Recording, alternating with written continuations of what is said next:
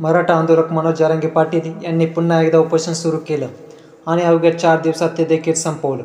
पण यावेळी त्यांनी उपोषण सोडताना महाविकास आघाडी आणि उद्धव ठाकरे यांच्यावर काही गंभीर आरोप केलेत.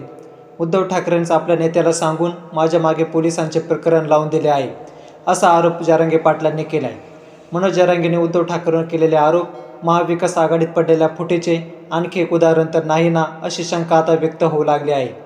मनोज जरांगे यांनी उद्धव ठाकरेंवर आरोप केलेत, मात्र त्यांच्या मागे शरद पवारांचा हात असावा, त्यांनीच उद्धव ठाकरेंमागे जरांगे पाटलांना सोडलं नसावं ना, हा प्रश्न विचारण्याचं कारण म्हणजे महाविकास आघाडीमधल्या अंतर्गत धुळीची नवनवीन प्रकरणे दररोज बाहेर येतात.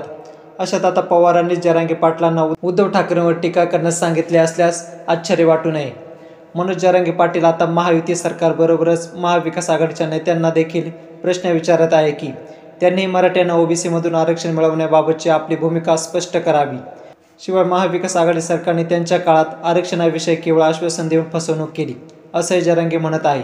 त्यामुळेच या सगळ्या परिस्थितीत आपल्यावरचे लक्ष वळवण्यासाठी शरद पवार आता जरांगे पाटलांच्या आडून उद्धव ठाकरेंना लक्ष करत आहे, जेणेकरून पवारांवर या प्रश्नाचे उत्तर देण्याची वेळ येऊ नये.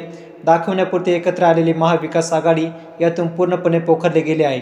नुकत्याच झालेल्या लोकसभा विधान परिषदा निवडणुका आणि महाविकास आघाडीच्या नेत्यांची एकमेकांविरोधातली वक्तव्ये यातूनही अधिकच स्पष्ट होत चाललं आहे. लोकसभा निवडणुकीत कुणालाही विश्वासात न घेता उद्धव ठाकरे यांनीच सांगलीतून चंद्रराव पाटील यांना उमेदवारी दिल्याने काँग्रेस आणि राष्ट्रवादी नाराज झाली होती.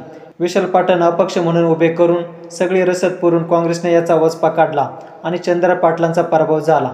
विधान परिषदेतही उद्धव ठाकरेंनी ऐनवेळी मिलिंद नार्वेकरांना उमेदवारी दिल्याने आघाडीचे जयंत पाटलांचा पराभव झाला, अशी नाराजी शरद पवारांनी उघडपणे बोलून दाखवली.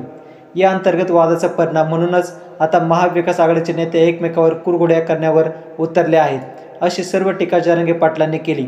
यामध्ये किती तथ्य आहे हे येणारा काळ सांगेलच. याबद्दल आपल्याला काय वाटतंय कमेंटमध्ये सांगा. हा व्हिडिओ आवडल्यास जास्तीत जास्त शेअर करा. सोबतच आमचे 20 मराठी यूट्यूब चॅनल अवश्य सबस्क्राईब करा. जय महाराष्ट्र.